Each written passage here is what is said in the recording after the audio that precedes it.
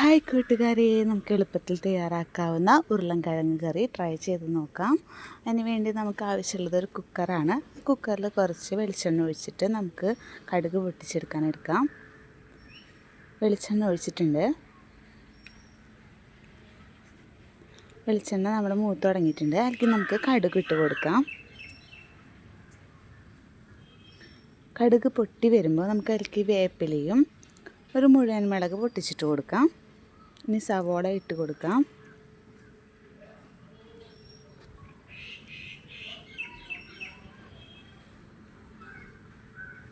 ചെറുതായിട്ടൊന്ന് വഴറ്റി കൊടുക്കാം.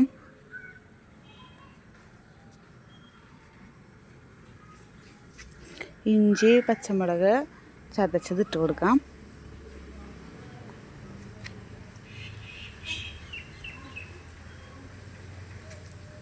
മഞ്ഞൾപ്പൊടി ഇട്ട് കൊടുക്കാം.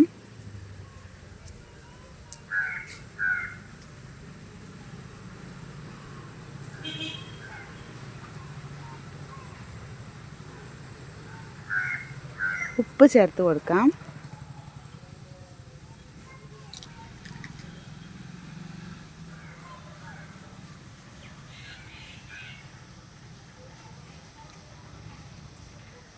അരിഞ്ഞു വെച്ചിരിക്കുന്ന ഒരു തക്കാളി ചേർത്ത് കൊടുക്കാം.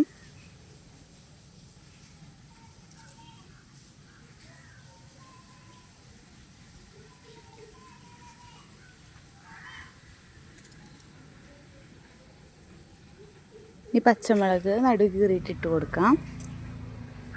ഇനി ഉരുളൻകിഴങ്ങും ബീട്രൂട്ടും അരിഞ്ഞത് ഇട്ട് കൊടുക്കാം.